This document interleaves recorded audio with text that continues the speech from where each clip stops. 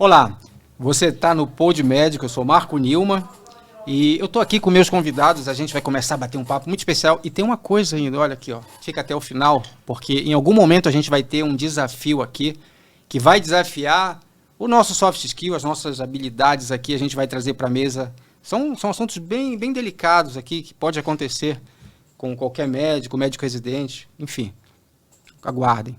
Tudo bom, doutor? Sejam bem-vindos. Olá. Queria apresentar o doutor. Se apresente, por favor, doutor, para a gente. Fica muito melhor. Muito bem, sou Gustavo Fraga, eu sou médico, cirurgião de urgência e trauma.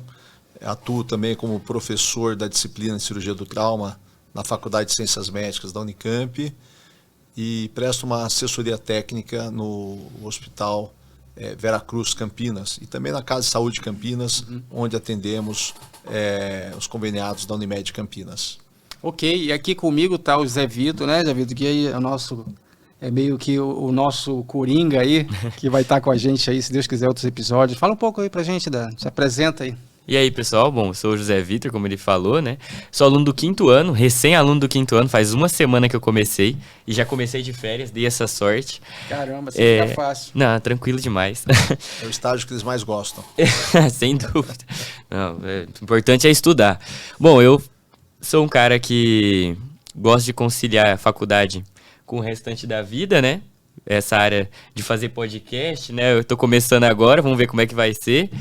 E fazer pesquisa na área de neurociência, neurotecnologia também é uma das minhas paixões. E descobrir hobbies novos mesmo. Agora comecei corrida, uma época eu jogava handball. Cada hora eu tô numa coisa. E eu tô achando estranho, doutor. Ele tem tempo para tudo isso na Unicamp? Como é que é isso aí? O pessoal tá tranquilo lá? Não, é puxado, o curso médico é muito puxado, mas é muito importante se envolver em alguma atividade extracurricular. Ah, legal. Né? Ou ligas acadêmicas, ou através de esporte, ou organização de eventos. Acho que isso é muito importante, que o curso exige bastante do estudante, né? É um curso muito competitivo, né? Dedicação integral. E os bons alunos acabam tendo uma válvula de escape nessas atividades. Eu acho legal quando eu vejo um cara assim, Vitor, como você, um cara que consegue, eu acho diferenciado isso, eu acho que isso quebra um pouco aquele paradigma da gente achar que, pô, medicina acabou tua vida, tu vai... Pô, ainda se fala muito isso hoje, eu vejo isso, né? Eu vejo as pessoas falando muito, medicina, tu não vai ter tempo para nada, e agora tu vai começar o estágio agora, né? O internato que é a época mais puxada em carga horária, né? Mais tem horas ali pra gente ficar, acho que quase metade do curso. Dedicação integral, praticamente. Chega às 7 horas da manhã e fica até 5, 6 da tarde. Plantões. Diz uma coisa, doutor, nessa fase, quando o moleque chega nessa fase que ele já vai entrar para fazer o internato e tal, o que é que o senhor percebe ali que de repente o cara às vezes não consegue, fica um pouco perdido? O que é que dá pra gente poder ajudar essa galera a ficar um pouco mais tranquilo? O que é que nessa hora vai rolar? Porque tá todo mundo muito ansioso, eu vou pegar uma emergência. E a gente está falando aqui, né, da Liga do Trauma. Como é que fica esse momento aí do aluno? Quem que a gente consegue passar para eles aí? O curso tem várias fases. Começa com o ciclo básico, os primeiros 2 anos, né, depois o ciclo clínico, né, que é o 3º e 4º ano, que ele acabou de concluir. E o internato, que é a fase do curso médico, que eles vão ser integrados na prática clínica, né, em estágio junto com os professores, dentro dos hospitais, centros de saúde. Então, para quem gosta de medicina, eu acho que é a fase mais interessante para eles, né? E exige bastante deles, né? Porque eles têm que chegar cedo, passar visita, fazer evolução nos pacientes, ter esse contato com os pacientes, que é fundamental no curso médico, né? O contato com os pacientes. E isso exige bastante do aluno. É por isso que tem muitos alunos que acabam, ao longo do curso, tendo depressão, ansiedade, né? Isso é muito frequente. Né? Antes mesmo da residência. No estágio, falando no estágio. No próprio internato isso acontece. O senhor acha que nessa hora aperta mais um pouco o psicológico? Vai exigir mais o psicológico do que foi até então, até o 5º ano? Com certeza, que eles vão começar a se deparar com situações difíceis, né? Com pacientes doentes, graves. Vai cair na mão deles. Vai cair na mão deles, vai ter contato com criança doente, né, com pessoas com câncer, né, e que às vezes nós não temos aí o controle completo do tratamento, né. A gente perde alguns pacientes, não é a intenção de ninguém isso, e esses conflitos que pode causar na mente de um jovem precisa estar muito bem acompanhado, né? Professores, profissionais mais experientes, para que eles não se desenganem com o curso médico. Então, é importante eles aprenderem isso, ter empatia com o paciente, ver o outro lado, né? O sofrimento desses pacientes. É importante o aluno saber superar todos esses momentos. E, na minha opinião pessoal, é importante que eles tenham atividades extra-classe, extracurricular, né? E o Zé Vitor, eu conheço ele de longa data, desde o início do curso, porque ele está sempre envolvido em ligas, ele está envolvido no Campinas Health, que foi o evento que nós fizemos de inovação e tecnologia, é atualmente um praticante de atividade esportiva, algo que é muito importante, não só para os alunos de medicina, mas para qualquer pessoa, né? Você ter um hobby, fazer caminhada, corrida, o que for, isso é muito importante e isso é muito bom para a mente também, de todas as pessoas. Me diz uma coisa, Vitor, como é que está a sua expectativa agora para começar aí o estágio? O que é que você tem ouvido falar? Já foi fazer uma pesquisa de campo? Qual é a tua expectativa aí? Pode dizer, tá complicado? Como é que tá aí o psicológico? Cara, a primeira coisa que eu pensei quando falaram que ia chegar no internato, né, é que eles falam assim, tem um interno bom, um interno médio e um interno ruim. Aí eu já tava assim, pior de tudo é que eu sou ruim, né, na minha cabeça. E a minha primeira preocupação, na verdade, foi essa. É chegar no internato e levar uma sacolada dos meus amigos. Sacolada que eu falo é, tipo assim, levar um show deles, né? Eles estarem muito melhor que eu e passar vergonha mesmo, na verdade. Porque aí o chefe pode te humilhar e tudo mais. Essa foi a minha primeira preocupação. Mas eu tentei me desvencilhar disso porque, na verdade, o que mais falam pra mim é que no internato é que a gente vira médico de verdade. Pelo menos o professor aqui também sempre fala isso. Mesmo. Sim. Vão ter um amadurecimento completo, vai ser nessa. O cara já vai começar a se sentir mais médico Os mesmo. Os 2 últimos anos do curso médico, sem dúvida isso, sem dúvida. Então acho que o momento é agora pra eu aprender a virar médico, né? Esse é o momento. Então não adianta eu querer chegar lá com medo de alguém estar melhor que eu, porque agora é o meu momento de melhorar. Então... Agora, me diz uma coisa, será que não é essa hora que o cara diz, caramba, mas eu estudei tanto e parece que o que eu estou vendo aqui é diferente do que eu estudei, cadê? Eu não estudei isso. Às vezes acontece isso. A medicina real, né? Agora, será que começa uma medicina ali prática? Vai ser na fase que eles vão começar a ter tendência a gostar de uma área ou outra, né? Que vai direcionando futuramente para a residência médica que eles vão querer aplicar no futuro, né? É o momento que eles vão aprender com os próprios pacientes, né, as dificuldades que cada paciente tem.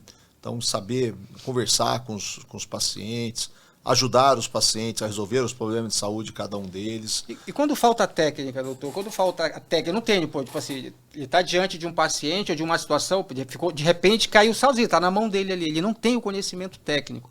Como é que a gente consegue ali... Não, essa fase de formação que eles estão sempre supervisionados. Então, o interno, né, que o acadêmico, o quinto, sexto ano, tiver bom senso, ele sempre vai ter com quem discutir o caso, com quem aprender, trocar experiências. E nós aprendemos com eles também. Nós aprendemos com eles, os professores, porque eles estão ali em contato direto com o paciente, né, conversando, tirando as histórias, examinando detalhadamente. Então, nós, professores, aprendemos com eles e é uma simbiose muito interessante que existe na prática diária, né, dos acadêmicos nos últimos anos da graduação e os seus professores. Sem falar com os residentes, que estão sempre juntos, e os outros profissionais de saúde, que são fundamentais no atendimento integral dos nossos pacientes. Vitor, acho que é bem isso mesmo, né? Mas agora, se tu tiver... Porque tu sabe que as coisas acontecem, né? De repente, estoura uma situação, tu tá lá, o teu preceptor ou o médico que está ali, cai na tua mão ali. O que tu acha que vai ser numa hora dessa? Já te vê numa situação assim? Cara, eu acho que eles não... É que normalmente eles não jogam a gente no fogo cruzado do nada, sabe? É uma coisa muito... A evolução do curso... Né? Sim, controlado. No internato ainda é muito controlado, mas também, é uma evolução, assim. Eles te dão autonomia conforme você consegue lidar com aquela autonomia. Então, até agora no curso, eu senti que nunca você vai fazer nada totalmente despreparado, sabe? Se você tá tendo aquela autonomia, é porque você já tá preparado para ter ela. Pelo menos até esse momento, do que eu vi foi isso, sabe? Pelo menos na Unicamp eles conseguem regular muito bem isso. É que nem aprender a dirigir um carro, né? Você não vai dar o volante na mão dele para ele sair correndo e tal. Vai devagarzinho, ver se ele tá preparado, né? E só que vai muito mais além, né? Porque você tem que ver o comportamento do interno, do aluno, do quinto, do sexto ano, como ele interage com os pacientes, com os outros profissionais, com os próprios colegas da turma, que é um curso extremamente competitivo, né? Eles vão entrar no funil depois aí de vagas de residência médica, então é por isso que alguns alunos acabam tendo aí, preciso de suporte psicológico, até psiquiátrico, ao longo do curso. O senhor falou um negócio interessante agora, que eu acho que é um ponto que a gente precisa falar mais, né? Daqui para frente a gente precisa falar muito, muito disso, que é essa concorrência, né? E essa maneira com que o sistema, eu acho assim, ele coloca o jovem, né? Eu não sei como é que... Eu quero que você seja bem sincero, sabe, Vitor? Como é que isso atinge o relacionamento de vocês? Mexe um pouco com esse lado da cooperação? Pô, o teu colega te ajuda, te dá, ou ele te vê como um concorrente? Eu não sei se isso é uma... Eu não sei até que ponto isso é tão saudável assim para o desenvolvimento do profissional, essa concorrência, se ela passa do... É boa a concorrência, eu acho que é legal, é saudável. Tu acha que ela passa um pouco do que deveria? Como é que tá nesse nível lá? Abre o jogo pra gente. Eu sinto que isso é um resquício do nosso processo seletivo para entrar, sabe? Continua. É uma coisa que vem de antes. Não é que agora faça sentido. Eu acho que agora não faz sentido a gente ter essa concorrência entre nós, porque a maioria quer uma residência ou outra totalmente diferente. Então você não tá competindo com seu colega. Mas essa competitividade é algo que já tá dentro de mim, pelo menos, também. Eu já não consegui e dos desligar meus ela. amigos. Não conseguiu desligar ela ainda. Melhorou. Em mim, eu consegui melhorar ela, mas, por exemplo, no jeito que eu passei, que foi o Profis, todo mundo da mesma sala concorre pelas vagas, sabe? Então eu tô na sala e aquela sala ali é quem tá querendo tirar o meu lugar, vamos dizer assim, sabe? Quem quer pegar minha vaga de medicina tá na mesma sala que eu. Depois eu posso contar um pouco como funciona o Profis. Mas é isso, quem tá na minha sala quer tirar o meu lugar. Porque ele quer o lugar dele, claro. Então você fica naquela, pô, se eu não tirar a melhor nota e aquele cara tirar... ele vai tomar a minha vaga. Então é uma competição direta. E você acaba enraizando aquilo. Depois você fica olhando ali. Qual que é a minha classificação na turma? Nossa, fulano de tal tirou nota melhor que a minha. Sem motivo nenhum. Mas ainda tá isso em mim, sabe? Mesmo a pessoa que ela não quer fazer a mesma coisa que eu, você fica nessa, tipo, por que ele tá melhor que eu? O que eu não tô melhor? É uma coisa que vem de antes, sabe? Acho que já enraiza na gente porque é o processo. O curso de medicina, ele é muito competitivo desde o vestibular, né? Geralmente é o vestibular mais concorrido que existe, né? Pelo menos na Unicamp, há anos, medicina disparada, a maior proporção de candidatos por vaga, chega a ter 300 candidatos para uma única vaga. Então é extremamente concorrido, principalmente que é um vestibular nacional, né? Que a Unicamp promove. Então isso faz com que entrem bons alunos.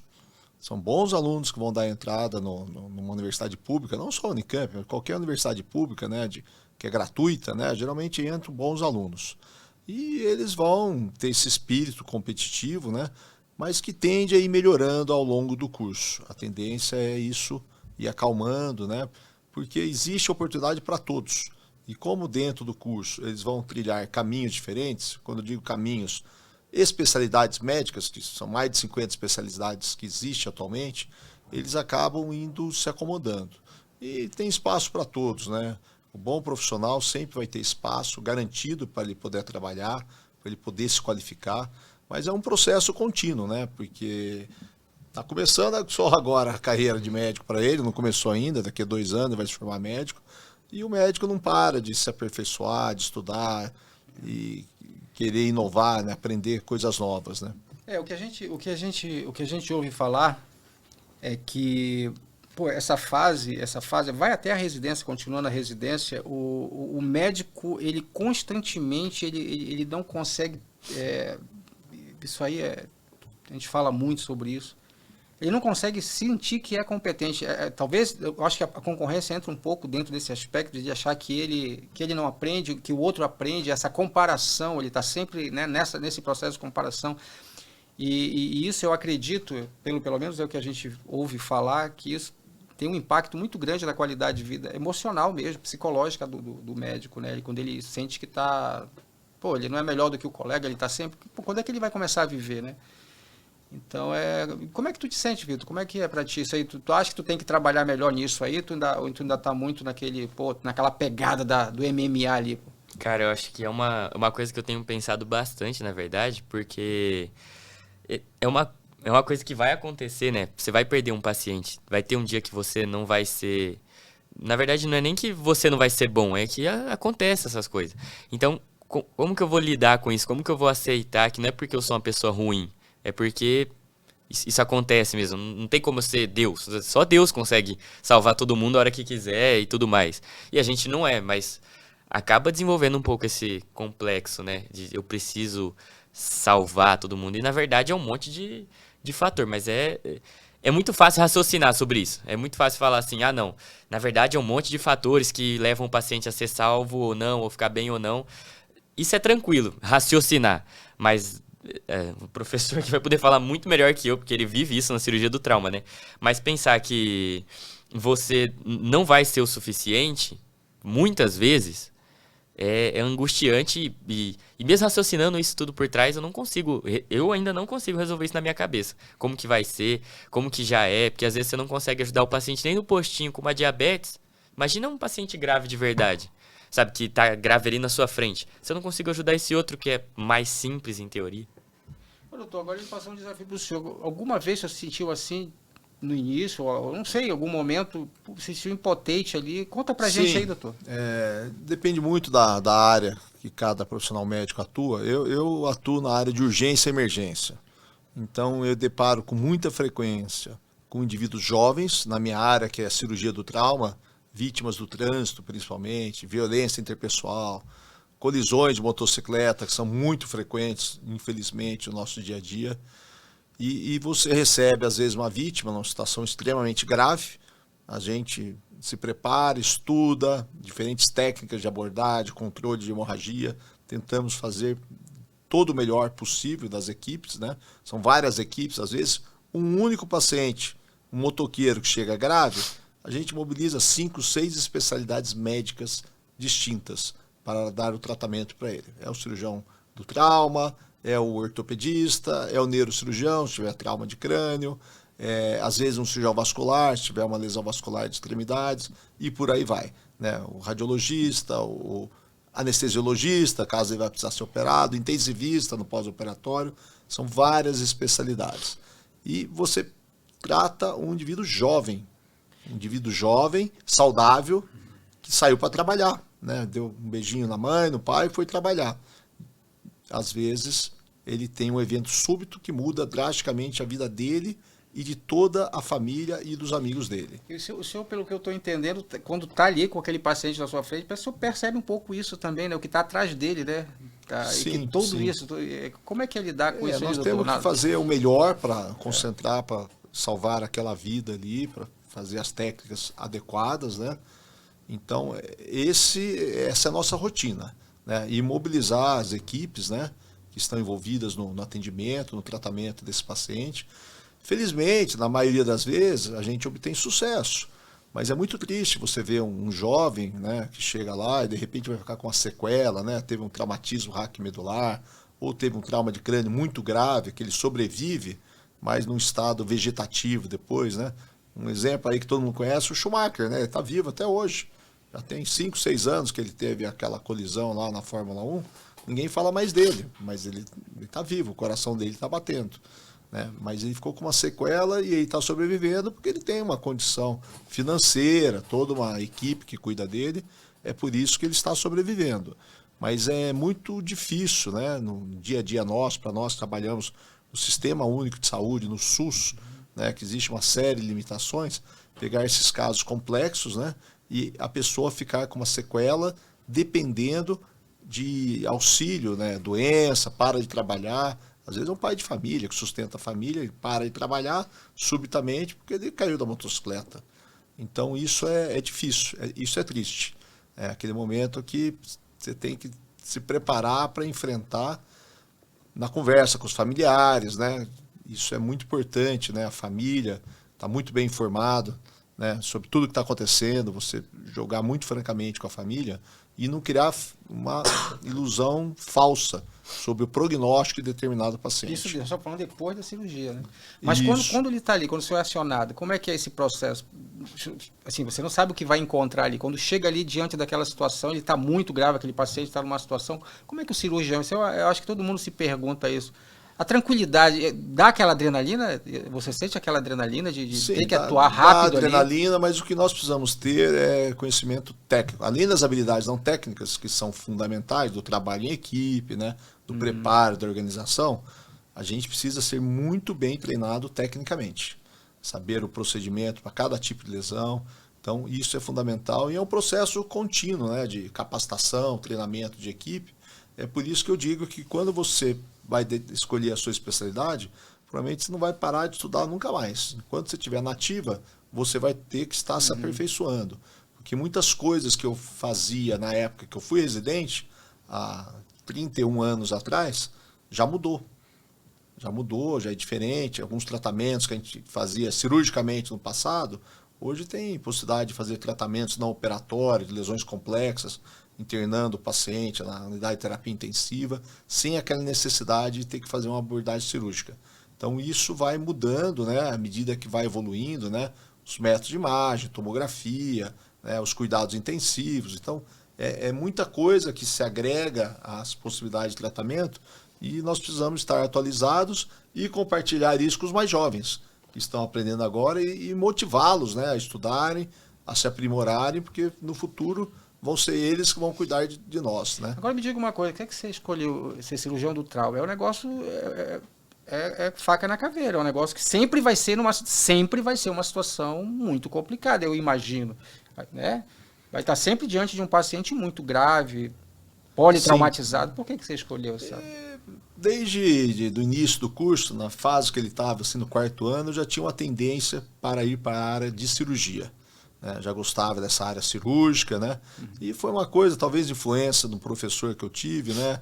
Que trazia os alunos para próximo dele, isso acabou me influenciando, né? Dava espaço, na época não tinha as ligas acadêmicas ainda, quando eu fui aluno de graduação, mas eu me envolvia em atividade de extensão, na época não tinha nem o SAMU ainda, eu me formei em 1992, o SAMU em Campinas foi um dos primeiros, o segundo do país, foi implantado em 1995.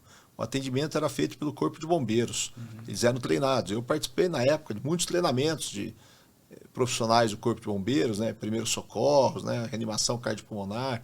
Então fui criando esse vínculo, né? E eu achei uma área muito desafiadora, que eu gosto bastante disso aí.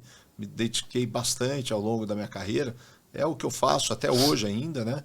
E é muito importante. E à medida que a gente vai ganhando experiência, os cabelos vão ficando brancos, a gente aprende outras coisas. Hoje eu atuo bastante em prevenção. Prevenção desses eventos no trânsito, né? Com jovens, né? Porque é muito importante. Porque se você tem a prevenção, não vai acontecer o acidente, entre aspas, né? Que as pessoas falam, que não é acidente. Na maioria das vezes é prevenível, é evitável. Você pode impedir que a situação aconteça. Então, e aí fui gostando, me envolvendo cada vez mais com isso, fiz a residência, né? Cirurgia geral, 2 anos, depois mais 2 anos cirurgia do trauma, que na época era uma especialidade médica. Mas você acredita que deixou de ser especialidade médica? Não é mais. A cirurgia do trauma? Deixou de ser. E o que é uma área de atuação da cirurgia geral só. Da cirurgia geral? É uma área de atuação da cirurgia geral, mas não dá o devido reconhecimento. Então a gente diz que o trauma é uma doença negligenciada da sociedade moderna. Não, agora a gente fica, eu acho que imagino também que tem muita gente que ficou agora não assustado, entendendo, né? Nada. Como assim? O trauma, a gente sabe que o camarada chegou lá muito quebrado. Precisa ter alguém capacitado, treinado para fazer. Especializado naquele tipo de situações múltiplas. Um cirurgião geral que opera aqui e ali vai ser chamado naquele. É isso mesmo agora?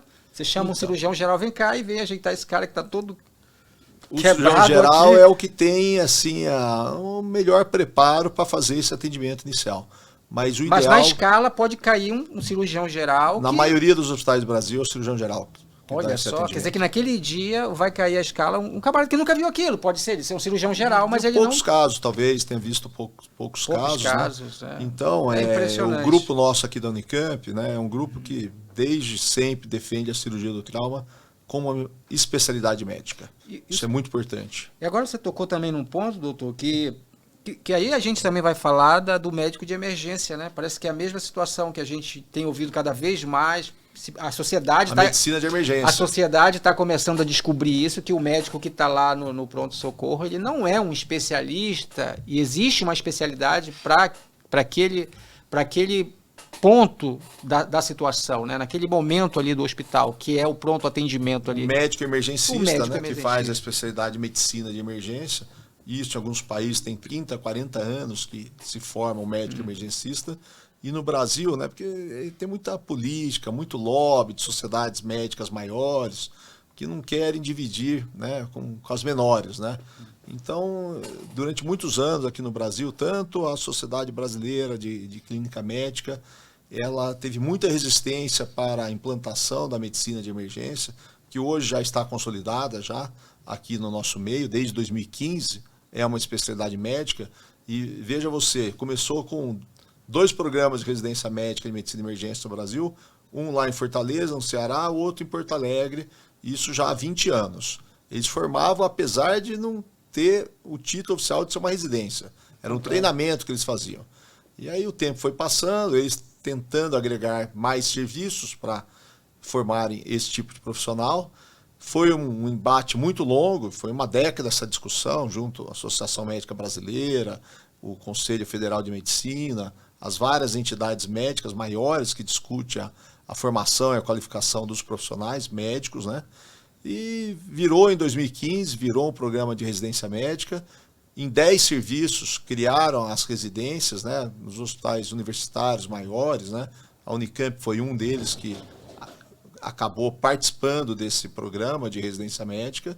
E hoje já tem mais de 50 programas de residência médica espalhados pelo Brasil.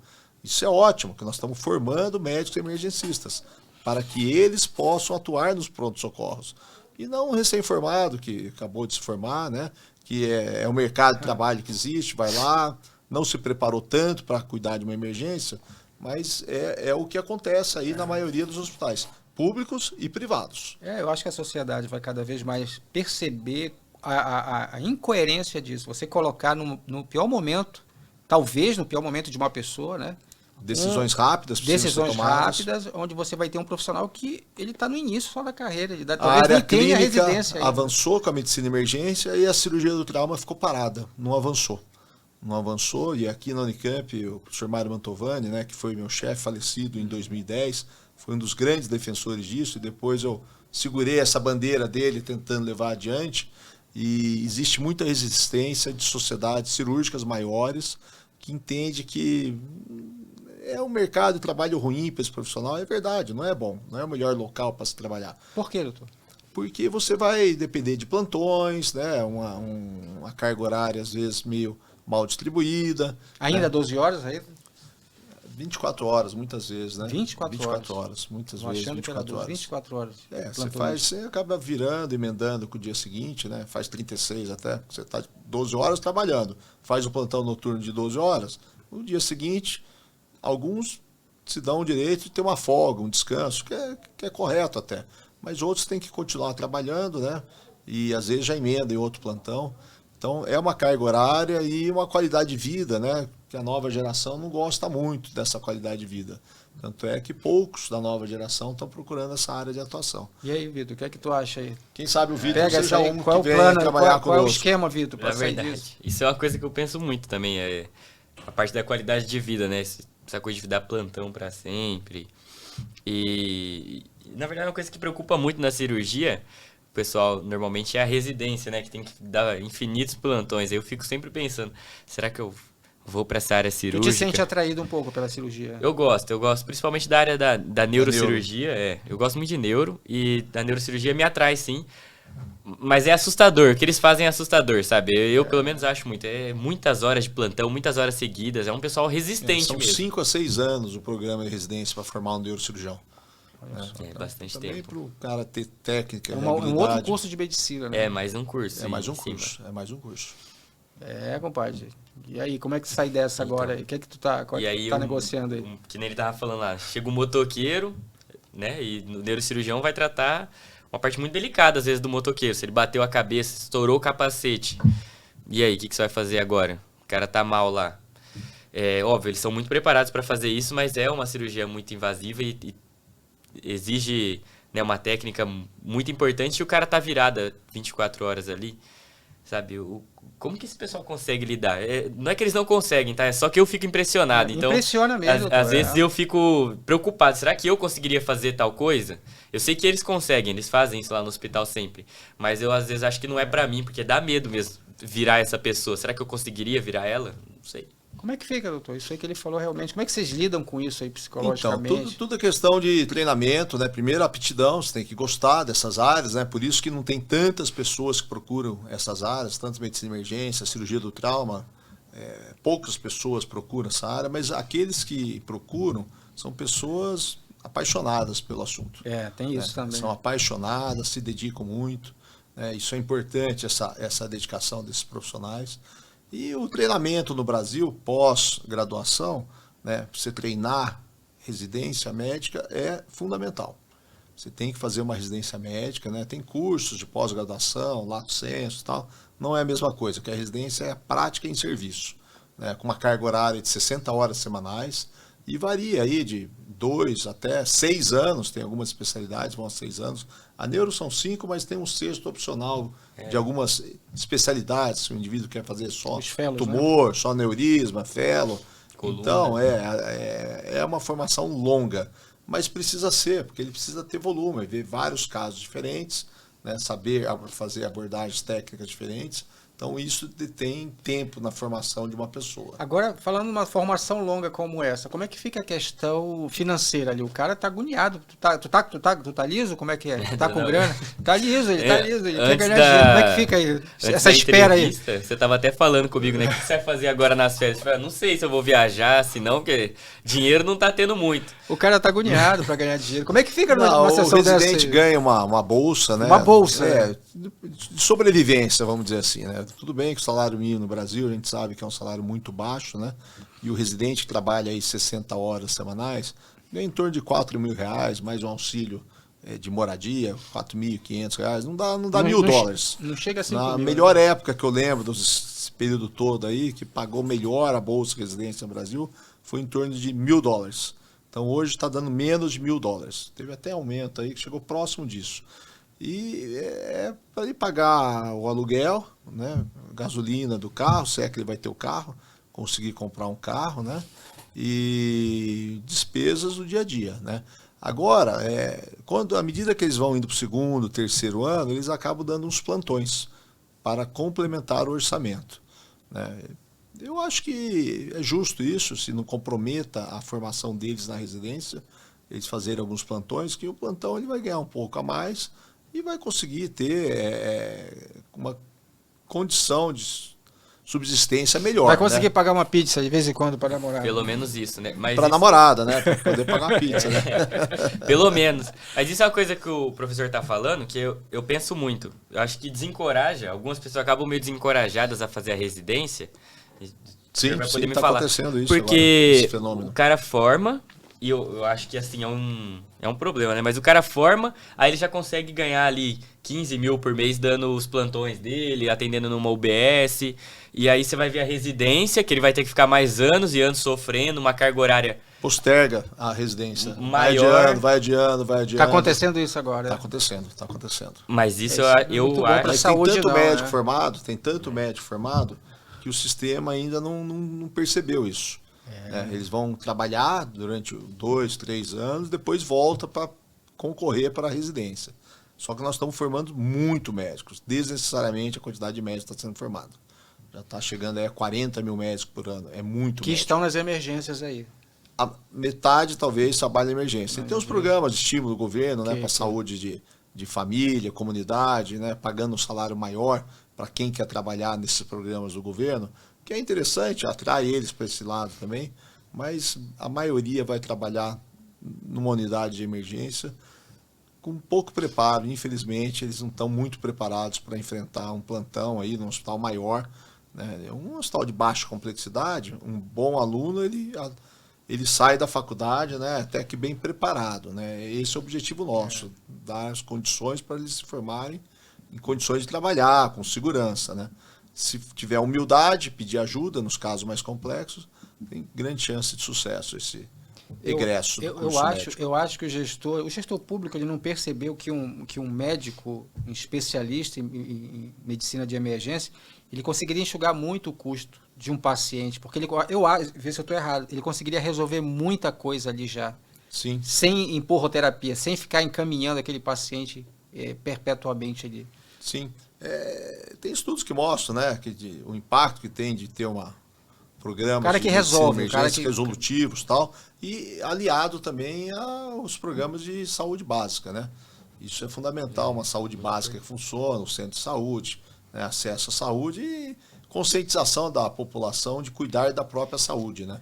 Faz diferença, doutor, quando você pega um paciente que está vindo de um ele passou por um pronto-socorro, eu imagino, antes de chegar na sala de cirurgia ali com o senhor. Como é que fica? O senhor percebe já naquela chegada do paciente a qualidade do atendimento que ele recebeu? Dá para ver ali a qualidade daquele médico que deu aquele primeiro atendimento para aquele politraumatizado? Como é que Sim, no caso de trauma faz toda a diferença. Faz diferença. O tempo vale ouro, né? E tanto atendimento que é feito na cena, a gente chama do atendimento pré-hospitalar, que é feito pela ambulância do SAMU, do Corpo de Bombeiros, ou concessionárias de rodovias, né? Na nossa região aqui, a maioria das rodovias tem equipes treinadas para fazer o resgate da vítima. Com médico, que é o suporte avançado, ou até sem o médico, né? Só com o enfermeiro, o técnico socorrista, que bem treinados também vão ajudar muito no direcionamento da vítima de trauma para o hospital adequado, né? Então, existe todo esse preparo do sistema de trauma, que é algo incipiente ainda no Brasil, mas infelizmente as coisas no Brasil evoluem muito lentamente. O senhor já perdeu muito paciente que sai? Pois se esse cara tivesse tido um atendimento melhor lá no começo, talvez eu tivesse salvo. Já pegou o caso assim? Já perdemos. A gente faz reuniões clínicas semanais, toda quinta-feira, né? E às vezes a gente discute caso que demorou muito para ser transferido, porque você vai para uma cidade menor, né, que às vezes está a 20 minutos, 30 minutos de carro de Campinas, de um trânsito normal, chega lá, daí não tem ambulância para fazer a transferência. Depende do sistema público para providenciar um transporte. Então, às vezes, a demora de fazer um encaminhamento para o centro adequado acaba fazendo com que algumas pessoas se compliquem ou até venham a falecer nesse período de transporte, né? Então, é por isso que a gente trabalha muito lá no Hospital de Clínicas da Unicamp para melhorar o sistema de atendimento ao traumatizado. É uma necessidade que existe não só no município de Campinas, na região metropolitana, porque não é só da cidade, é regional, mas em todo o país nós temos muito que avançar nessa área ainda. Muito que avançar. Ok. Agora a gente vai para o nosso desafio que eu falei para vocês. Olha aqui. Tem algumas situações aqui que um médico ele pode... São situações que vão exigir dele, vão demandar do médico algum tipo de habilidade mais interpessoal, de saber assim, sabe? O que eu faço nessa situação? Habilidades não técnicas, soft skills. Soft skills, que eu acho que isso que faz a diferença, doutor. E aqui o Zé Vitor vai tirar pra gente tá, Zé Vitor? Tenta começar aí, vamos ver se a gente consegue... Tira aí pra gente aí. Eu tô com medo de qual que eu vou tirar, porque ele falou assim... Tudo é carne de pescoço, fica tranquilo. Não tem sorte, aí tu não vai ter sorte aí. Vai. Maravilha, então. Vou ler aqui, né? Infelizmente, você cometeu um erro não fatal. Prescreveu uma medicação errada para um paciente internado. A equipe de enfermagem percebeu o equívoco a tempo e interrompeu a medicação. O que você fará diante desse desafio? Um erro médico não fatal. Não fatal. Mas uma situação já dentro de um ambiente já com os colegas. Como é que que você acha agora, Vitor? Pegando essa situação assim, imaginando essa situação. Isso é uma coisa que eu já vi acontecer no hospital. Que as enfermeiras, elas ajudam muito. Eu gostei desse caso aqui. Não só as enfermeiras, mas os outros profissionais, assim. Fitoterapeutas, nutricionistas. Tem muita gente ali que tem muito mais experiência ou tá muito mais atento do que você pro caso. Então, isso aqui é legal porque realmente acontece, né? Do pessoal ajudar você. Doutor, será que é isso aqui mesmo? Será que é esse tanto de insulina, por exemplo? Ou esse tanto de soro que você vai dar pro paciente? Porque ela já viu vários casos parecidos antes e fizeram diferente e funcionou. Por que agora vai ser tão diferente? Então, isso aqui é legal que... O principal aqui é ter humildade, né? Porque muitas vezes o médico, ele se acha muito e não tem humildade para aceitar esse tipo de dica. Fala assim, mas quem que é o médico aqui? Essa frase realmente existe, né? Quem que é o médico aqui? Vira pra mulher e fala isso, ou pra quem estiver ajudando ele. Mas esse caso é legal, porque mostra que a equipe, num geral, ajuda muito e ajuda mesmo, sabe? Eu já vi acontecendo. Isso é importante, que o trabalho dentro do hospital não é só o médico. A tendência é alguns profissionais acharem que o médico é um ser superior. Não é, né? Porque todo mundo trabalha em equipe, um ajuda o outro, né? Então, um erro adverso como esse, identificado, um evento adverso. Hoje existe nos hospitais maneiras de notificar esses eventos, né? Eles são notificados, têm que ser notificados por escrito, né? Eles são encaminhados para o responsável pela equipe, né? Eu recebo isso porque a gente coordena médicos, residentes mais jovens, e volta e meia a gente recebe esse tipo de evento adverso e que nós temos que chamar a equipe para conversar e corrigir. E não é no sentido punitivo, não é para chegar uma pessoa e, nossa, você fez tal coisa. A gente reúne o grupo, todos discutimos e tentamos melhorar a partir de uma próxima situação. Então, isso é uma coisa que pode acontecer. Felizmente, isso aí foi não fatal, que tem eventos adversos que podem até evoluir com o óbito de uma pessoa, né? Isso é muito triste, mas pode acontecer. Felizmente, nos hospitais que tem essas equipes que fazem o controle de segurança do paciente, algo que está muito divulgado nos dias atuais, né? Você ter todo o controle de medicações, doses, tudo isso precisa ser checado, né? Tem a questão da cirurgia segura também, você faz lá uma pausa para todo mundo se apresentar, melhorar as habilidades não técnicas, né? É uma Sim. coisa que nós temos que melhorar, porque todos estão no mesmo barco, né? Tratando de um paciente, todos juntos. Mas interessante essa pergunta aí, interessante a maneira como ele respondeu também. Eu achei legal. E muito aí eu acho que faz a diferença numa situação dessa já é o teu relacionamento prévio com a equipe, né? Você ser um cara bacana com a equipe de enfermagem, você realmente não ser aquele cara estrela ou aquele cara bonzão, né? Eu acho que chega numa hora dessa, é legal você estar com a equipe. Sim. Até porque você vai ter uma retaguarda, né? Não vão te deixar lá no front sozinho, né? Aquela história da guerra, né? Pô, deixa o cara sozinho lá porque ele é ruim pra caramba. Eu acho que você formar a equipe, achei legal essa tua ideia, humildade pra, realmente, passou batido. Isso aí, eu acho que é isso, né, doutor? Sim, e humildade tem que ser sempre, né? A gente sempre aprende com os outros profissionais. No dia a dia, nós estamos no plantão lá e está aprendendo. Agora o que eu acho chato é que a gente parece que a gente já trabalha com conteúdo médico há muito tempo e a gente está sempre falando, sempre tentando conscientizar o médico que ele é humano e a gente está sempre tendo que falar isso, sabe? E aí eu volto para aquela questão da concorrência que fica dentro da faculdade, parece que aquilo nunca desliga, sabe? Eu não sei se isso gera essa insegurança, eu acho que a insegurança também pode gerar um pouco de... Como eu sou inseguro, dizem que o que é inseguro, ele se torna também arrogante por conta disso, que é o que se diz. O que você acha, Vitor? Tu acha que pega um pouco disso ainda, dele tanto se sentir um pouco não confiante e achar que é o cara? Cara, uma coisa que eu sempre tento me lembrar é que eu sou muito ignorante, na verdade, né? Tipo assim, eu sou... Usando a palavra já boa... é o cara talhado para ser humilde, né? Isso é legal. Sim. Não, mas é que... Na verdade, uma coisa que eu tava pensando hoje mais cedo é que o mundo, depois que você passa em medicina, muita gente vai falar assim, nossa, mas você é bom mesmo, hein, cara? Você manda bem, você faz medicina. E é uma armadilha muito grande isso, sabe? E às vezes você começa a cair um pouco nela. Não vou acreditar mentir. Um pouco. Você começa a acreditar um pouco e você tem que tentar voltar atrás nisso, sabe? Porque todo mundo realmente vai virar pra você e falar, nossa, você faz medicina, você é bom mesmo. E isso é ruim, sabe? Não é bom porque... Não é verdade, você não é melhor do que ninguém por fazer medicina. Provavelmente você teve uma oportunidade maior ou você só quis fazer medicina e tá fazendo. E essa armadilha, eu acho que vai passando para os outros aspectos da vida. Porque todo mundo tava falando pra você quando você entrou na faculdade, nossa, como você é bom. Então quando você acaba a faculdade ou chega na metade, que nem eu tô agora, você pode estar muito ignorante falando assim, realmente, eu sou... muito bom mesmo. Agora chegou minha hora de mostrar que eu sou bom aqui. Se alguém vier falar contra, eu que sou bom. Eu vou acertar, você que tá errado. E essa armadilha é uma coisa que você tem que lutar mesmo contra. Esses dias o professor... Nossa, melhor não falar o nome, porque eu não sei se ele ia querer que falasse o nome. Mas ele é um dos maiores pesquisadores do país na área de cardiologia. E a dica que ele me deu foi, cara, seja humilde, porque vai ter muita armadilha. E ele falou assim, eu já caí nessa armadilha. E é difícil voltar. De se achar muito melhor do que os outros, entendeu? Porque todo mundo tá te falando isso, todo mundo tá falando que você é muito bom, então por que é mentira? E é mentira, sabe? No final você vê que você é só mais uma pessoa. Eu vi você falando quando, né, sobre, pô, eu não sei tudo, eu ainda não vi tudo. Eu acho que... A gente sempre aprende. Eu dou plantão ainda, mesmo já tendo aí 31 anos de formado, ainda faço uns plantões de fim de semana, agora estou diminuindo, mas noturno. A gente sempre aprende. Com cada caso que chega, a gente está aprendendo. Cada paciente traz uma história nova para nós. A gente aprende com os nossos pacientes. Eu acho que isso é uma coisa importante. Um professor antigo meu falava isso. Medicina a gente aprende com os pacientes, com as pessoas.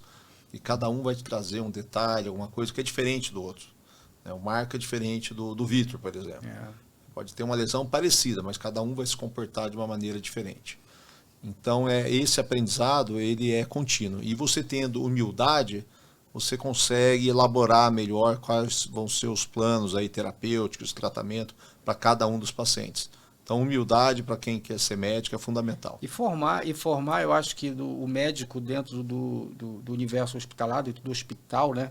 Ele é o líder, lógico. Tá todo mundo olhando para ele. Ele seria aquele que vai, né? Que é a equipe de enfermagem, tá todo mundo olhando para ele, né? Então, eu acho que ele tem condições de criar esse ambiente, né? Sim. Só que, infelizmente, porque a gente ouve, né? Pelo menos, infelizmente, o que a gente ouve médico esse médico se acha o Deus. E por que isso? Eu acho que tem alguma coisa. Será que é da formação? Será que ainda não desligaram isso? Ou essa insegurança que gera essa falsa... Que, na verdade, ele talvez esteja tão inseguro que ele quer se mostrar seguro e as pessoas acabam lendo isso. Porque às vezes nem é. Sim. Às vezes ele nem é, às vezes ele só não sabe ser compreendido, né? É um não se faz comportamento compreender. individual de cada profissional, né? Mas hoje, até na faculdade, a gente tenta ensinar para os alunos, né? Desde o 4º ano, né? Espaço na área lá conosco, lá da cirurgia do trauma. Tem uma estação que a gente faz para treinar habilidades não técnicas. Sim. E dentro dessas habilidades está o trabalho em equipe, a liderança, a antecipação de problemas que você pode ter numa situação de urgência. Tudo isso, eles discutindo em cenários que a gente faz, é um teatro, uma simulação que a gente faz. Né? A gente usa muito ambiente simulado hoje. Então, é fundamental treinar os soft skills de cada situação e que eles tenham condições de fazer o debriefing depois, que seria discutir depois que fez esse atendimento simulado, fazer uma discussão sobre esse atendimento que todos opinam, pontos de melhoria, se houve alguma coisa que pode ser melhorada, como fazer para melhorar e dar voz para todos eles participarem. E até moldar a liderança de cada um deles, que tem alguns que são mais atirados, que querem lá ficar falando muito, são líderes demais, você precisa dar uma segurada nesse, e aquele que é tímido, quietinho, você precisa dar voz para ele, para que ele participe, para que todos tente chegar ali com as mesmas habilidades de uma maneira mais ou menos uniforme, o que é muito difícil, né? Você moldar seres humanos é uma coisa bastante complexa. E lá na turma, como é que está a tua turma? Tu acha que está entendendo bem as soft skills aí, as habilidades interpessoais? Vocês acham que se sentem bem treinados para isso? Como é que é? Cara, uma boa pergunta, porque esse negócio de soft skill é difícil da gente perceber, né? Né? É fácil a gente ver o cara que ele tem o hard skill, que é saber a matéria. Você sempre vê aquele cara que sabe a matéria, e aí ele vai lá e sempre responde, que essa doença aqui afeta o cromossomo 17, sei lá, qualquer coisa assim. E esse é fácil de perceber, mas a soft skill, eu pelo menos acho muito difícil. Nesse momento que eu tô da faculdade, eu ainda não entrei no momento que a gente conseguiu... Que isso faz diferença, tanta diferença, tipo assim, não tem esse trabalho de grupo ainda, sabe? É difícil você ver o cara que tem o soft skill bem desenvolvido, e mesmo quando tem, é difícil você perceber, sabe? É uma coisa que a gente não dá muito valor, eu acho, mas que na hora faz toda a diferença. Pelo menos nesse teatro que ele falou, a gente teve 2 teatros no mesmo dia. O primeiro... Eu particularmente acho que no minha turma, no caso, né? Não foi um cara que tinha um soft skill tão bem desenvolvido, assim. Ele não era tão comunicativo. Ele é muito bom de matéria, esse cara que fez, mas não é desenrolado, exatamente. Agora o segundo, ele era muito mais desenrolado e tinha a mesma parte técnica. Talvez menos ou mais, eu não sei. Mas ele tinha a parte técnica e era bem desenrolado. Então, fluiu muito melhor. Tudo bem, a gente tinha visto o primeiro grupo, já ajuda, né? Mas naquele momento, naquele teatro que ele realmente falou aqui, né? Deu pra perceber a diferença que faz. Mas no dia a dia, eu acho muito difícil identificar esse cara. Eu acho que a gente não... Eu, pelo menos, não dou tanto valor pra perceber isso, sabe? É uma coisa que fica eco. Uma habilidade boa para desenvolver esses soft skills, eu considero o esporte. Esporte coletivo, principalmente, que você aprende a trabalhar em equipe, você aprende a ganhar, você aprende a perder, a respeitar o adversário que ganha. Então, aquele indivíduo que tem o hábito de praticar esporte é uma maneira de desenvolver essas habilidades. E outras atividades extracurriculares. Por isso, quando eu falo uma liga acadêmica, que é uma atividade a mais que você vai fazer, além do seu curso ali engessado, né, para você ir num plantão extra, ou para você ir numa atividade, fazer uma iniciação científica, também é uma maneira de você desenvolver essas habilidades. Então, hoje, a maioria das faculdades dão várias condições para os alunos aprender algo a mais, né, e os bons alunos eles vão atrás dessas oportunidades. E o resultado você vai ver lá no fim do curso, que eles foram bem no curso, fizeram um monte de atividades. O Vitor é um exemplo disso, ele é corredor agora, está melhorando nas corridas, está chegando até na minha frente já, viu? Se você tiver de carro, eu chego na frente. Então essas habilidades elas são importantes. Agora eu fico assim, essas habilidades, essas competências interpessoais, isso vai fazer muita diferença, principalmente o cara virar plantoneiro, for pegar, sair, vai logo fazer aquele plantão, quando chegar uma emergência, vai que tubar, como é que ele vai organizar aquele time? Você imagina isso? Faz isso, coordena isso aqui, testa aí o desfibrilador, sabe, aquele cara tem que ter muita competência para o cara quando chegar, talvez nos primeiros plantões dele, quando caiu uma bomba dessa na mão dele. Sim. Imagina quanto o cara vai ter que ser desenrolado. Irmão. Ele tem que estar preparado psicologicamente e ter uma maturidade de chegar antes no lugar, né? Conhecer antes o lugar. Eu acho que é uma coisa que eles sempre falam, checa o material e na prova a gente muitas vezes peca nessa coisa, porque você fica tão nervoso que na hora você não lembra de checar o material. Mas se você tá maduro o suficiente e checa tudo antes, faz tudo antes, é muito mais fácil de, na hora que der o problema, você já sabe qual que é o caminho a se seguir, né?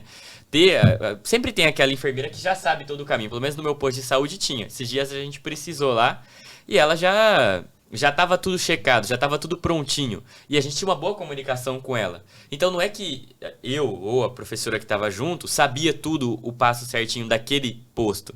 Mas a profissional que estava junto com ela, que já era nossa conhecida, que já tinha uma boa articulação, ela já sabia tudo. Então foi muito mais fácil. Tô passando na pediatria, então você imagina, você vê uma criança passando muito mal, precisando de uma intervenção rápida, e se você não tivesse preparado tudo antes? Não, mas já estava tudo preparado antes e conseguimos isso por quê? Porque a gente já tinha conversado com a enfermeira, já sabia que ela ia deixar tudo pronto. Ela já fica lá de prontidão. E eu já sabia que tinha aquele recurso também. No caso não era eu, era uma colega minha, mas você entendeu, né? Já sabia que tinha aquele recurso ali também. Equipes treinadas, né? Por isso que o treinamento e as simulações, até no ambiente de trabalho, são fundamentais para você manter a equipe toda na mesma conexão. Isso é fundamental. E uma coisa que eu acho que o médico tem que ter é voz de comando. Voz de comando. Quando ele fala, ele coloca um ritmo na coisa. Ele é o cara tranquilo da cena. Sim. Uma boa comunicação também, verbal e não verbal, isso é importante. Imagina o circo pegando fogo lá, mãe gritando, a criança, uma cena de criança que eu acho que é uma das piores, sim, né? Dos cenários mais difíceis. Mais difíceis, né? Você olhar aquilo ali, sabe? O negócio começa a você voltar para aquela situação, fazer a leitura do que vai ser preciso. Mãe, por favor, se acalme, fique aqui. Sim. Você imagina a competência que um garoto desse vai ter que ter numa hora dessa. Ele vai estar lá, e o pessoal que tira plantão, que acabou de se formar, e vai lá tirar, e vai lidar com uma coisa dessa aí. Vão ter eu já vi situações dessas. É no internato que eles começam a enfrentar essas situações, mais observando, vendo como o professor que vai estar lá, o médico, o assistente que vai estar lá, o próprio residente, como cada um se comporta e a maneira deles aprenderem em prática no serviço. Isso que é o internato, exatamente isso. Está esperando muito do internato, Vitor? Como é que você está? Tô bem ansioso, na verdade, porque é como eu te disse, né? Aumenta a responsabilidade, claro, e pelo menos o que eu percebi até agora, o professor falou mais cedo, é que você aprende realmente com o paciente, porque o nosso aprendizado está muito relacionado com as nossas emoções também, né? Tipo assim, não adianta eu querer ler um livro e só ler ele, provavelmente você não vai lembrar nada do que você só lê naquele livro ali rapidinho, batendo no olho. Mas quando tá ligado a uma emoção, e não acho que não tem, pelo menos eu nunca mais vou esquecer como conduzir aquela criança que aconteceu isso, grave, né? Eu acho que você nunca mais esquece, porque é a emoção que grava isso na nossa cabeça, né? Memoriza. E o paciente vai te causar uma emoção. A não sei que você seja uma pessoa muito fria, E aí também não sei por que você está fazendo medicina. Medicina tem que gostar de pessoas, né? Tem que gostar de pessoas. Não é uma boa área tem pra que seguir. gostar de pessoa, tem que ter sensibilidade, mas tem que ser frio também algumas vezes, né? Sim, sim.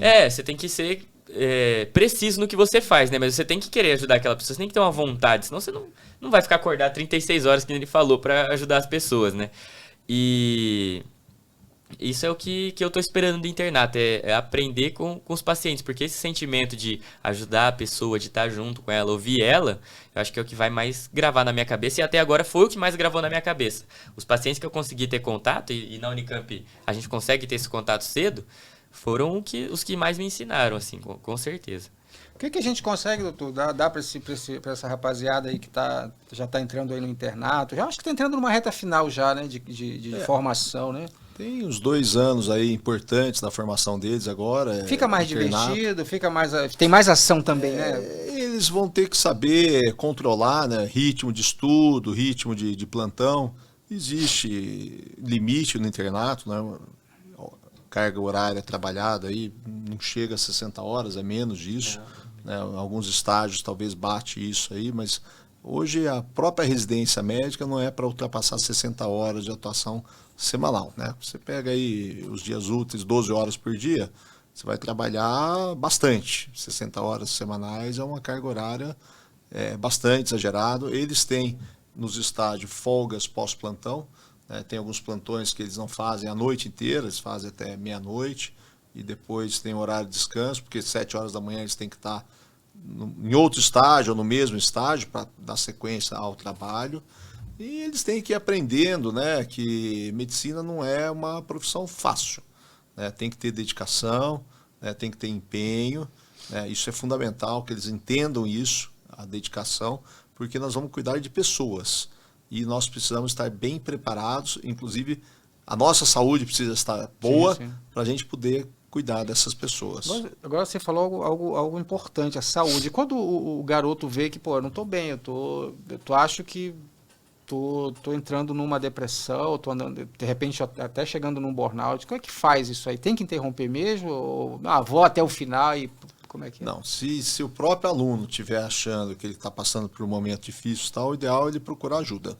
Falar com os professores no estágio, né? Isso com relativa frequência, a gente tenta ajudar alguns alunos, falar, vai cuidar de você por enquanto, porque é difícil para eles, né? Pegar uma situação de morte, essas coisas que não é parte do dia a dia do estudante de medicina, mas eles vão começar a se deparar com isso. Uma criança, né, faz atendimento, aquele estresse e tal, e às vezes o resultado não foi bom, né? Dá notícia para um familiar. Então, de início, eles vão mais observando, eles vão aprendendo, fazendo com pessoas mais experientes, mas preciso cuidar da própria saúde também, né? Isso é fundamental, né? Ter um espaço aí para E a gente chega num ponto, ter um hobby, alguma coisa que consiga fazer, seja leitura, ver um filme, fazer um esporte, precisa ter alguma válvula de escape. Agora tem um ponto aí que a gente vai falar que não é muito fácil de falar, não vou arriscar tanto, é a espiritualidade, né? Porque quando a gente fala de morte, não tem como, né, não falar de espiritualidade, saber, né, vai passar para outra dimensão, cada um com o seu entendimento. Como é que eu acho que o médico precisa dessa base de entender a vida, como é que é a vida, né? São crenças diferentes que têm, religiões diferentes, né? Mas cada um vai ter que interpretar, né? E aprender com a própria origem familiar que cada um tem, né? Tem os conceitos que já traz, e esses conceitos vão sendo moldados, né, ao longo do tempo, né? Eu acho que cada vez mais, eu acho que a partir daí, né, Vitor? Eu acho que você está cada vez, o aluno que está chegando agora, né, para começar o internato, ele está cada vez mais diante daquilo que vai ser a medicina, né? Daquilo que realmente... como é que tu acha que, a partir daí para frente, o que tu espera aí? Já está pensando já na residência ou agora só está com a cabeça aí na... Acho que tem que viver o momento, né? Eu tô um pouco ansioso, sim, porque sempre falam que agora no internato é o momento de você estudar para residência também. Então eu fico meio nessa, assim. Como é que eu vou fazer isso? Como que eu vou equilibrar isso? Aproveitar o internato, estudar para residência, muita coisa, né? É um equilíbrio e continuar fazendo esporte, porque tem que ganhar a próxima pré-intermédia, né? Não dá para perder. Tu ganhou? Não ganhei não, mas fiquei bem, fiquei em 4º lugar. Mas se você quer continuar competindo, você quer continuar estudando, você quer continuar fazendo um belo internato. Já é o estilo de vida, né? Que ele deve estar pensando pensando já, como é que vai ficar, como é que a minha vida vai começar? Como é que eu vou encaixar tudo isso? E dá, doutor, Dá.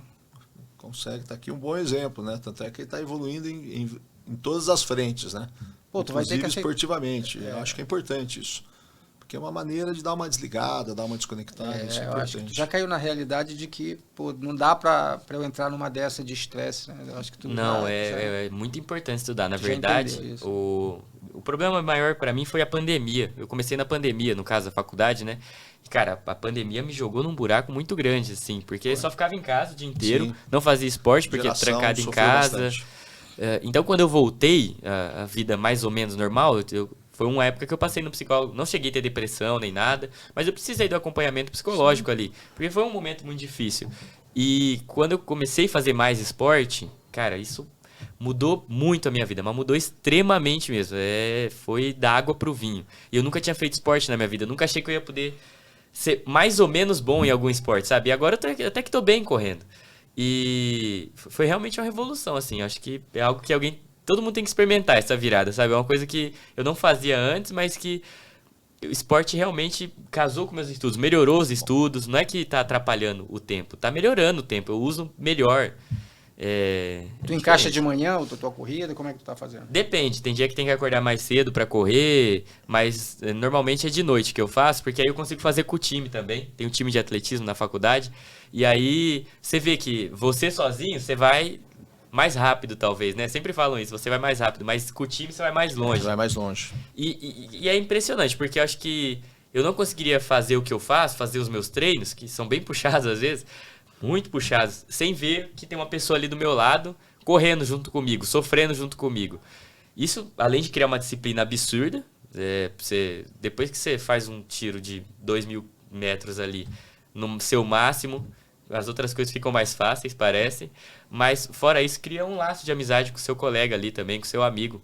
E mudou muito a minha cabeça, ajuda muito a fazer outras E quem coisas. te influenciou? Como foi? Essa é a coisa da Liga do Não, Trauma? Como é que foi? isso aí são oportunidades que vão aparecendo, né, durante o curso, né? Geralmente as faculdades de medicina têm grupos que estimulam o esporte, né? Eu acho que na Unicamp deveria ter até mais, deveria estimular mais até. Eu sou um dos professores que estimulam demais a prática esportiva, que eu acho que o esporte ele muda, né, o comportamento do futuro profissional médico, ele desenvolve as habilidades não técnicas, né, ajuda no desenvolvimento dessas habilidades. Essa questão, hoje ele falou para mim, vai acabar aqui, ainda vai correr à Você noite. vai correr ainda agora, né? Vai correr, vai contar com outros amigos, né, que estavam estudando, saindo do plantão, cansado, né, quase se entregando. Não, hoje dei plantão ontem, vou dar uma descansada mais cedo. Mas aí o cara acha uma energia para ir lá fazer uma corrida e em grupo eles vão conseguir, né, um ajudar o outro, e é muito bom para a saúde dele, inclusive para a saúde mental. Sim. Isso é importante. A gente está chegando já no final. Doutor, as últimas palavras aí, a gente falou um pouco aí de vida acadêmica, né, pessoal que já vai começar o internato. Suas últimas palavras aí para o pessoal que está assistindo a gente aí. Não, nós vamos estar batendo papo, né, por algumas vezes aí. Espero que as pessoas que estão acompanhando gostem. Se puderem mandar perguntas aí, depois você dá o link para que eles possam mandar perguntas, que o nosso objetivo é ajudar os mais jovens a trilhar aí uma caminhada, né, segura, e talvez de sucesso aí na área da medicina. Legal, Vitor, todas as palavras aí para os colegas aí da Unicamp. Cara, eu acho que esse podcast aqui, pra quem tá assistindo, ele tá me causando um pouco de angústia, porque é difícil vir aqui se abrir, né? Mas eu espero que quem esteja ouvindo, mande perguntas. Se quiser vir aqui também, se candidate a vir aqui pra gente conversar. Esse espaço acho que é importante, da gente falar o que a gente pensa e tentar se entregar um pouco, mostrar pro pessoal o que a gente faz pra ajudar, ou o que piora a minha vida também. Vamos tentar ter essa conversa aqui sincera e entender que aqui é um espaço para se abrir mesmo, né? Eu achei legal que a gente falou algumas coisas que eu tenho certeza que eu também sinto isso aí. E não tá sozinho, né? Não tá sozinho. Talvez existe eu chamo assim, existe uma autossabotagem, existe uma sabotagem sistêmica, né? Tem muito. A concorrência nós vimos que é pode passar do limite e pode, de repente, por um momento tão bacana, e de repente eu não aproveitei meu colega porque a gente fica tanto na disputa. Eu acho que era uma. E outra coisa, eu acho que é autossabotagem. O cara não se achar competente, pelo menos é isso que a gente vê, que acontece. Eu acho que aqui a gente pôde dividir um pouco, eu acho que pessoal que tá ouvindo a gente vê, pô, eu também sinto isso, eu também passo por isso. Acho que isso é que é importante. Pessoal, obrigado, esse foi o Podmédica, eu sou o Marco Nilma, e a gente se vê na próxima aí, falando mais de medicina, vida acadêmica. E, por favor, segue a gente aí, se inscreve no canal para continuar recebendo conteúdo. Até mais.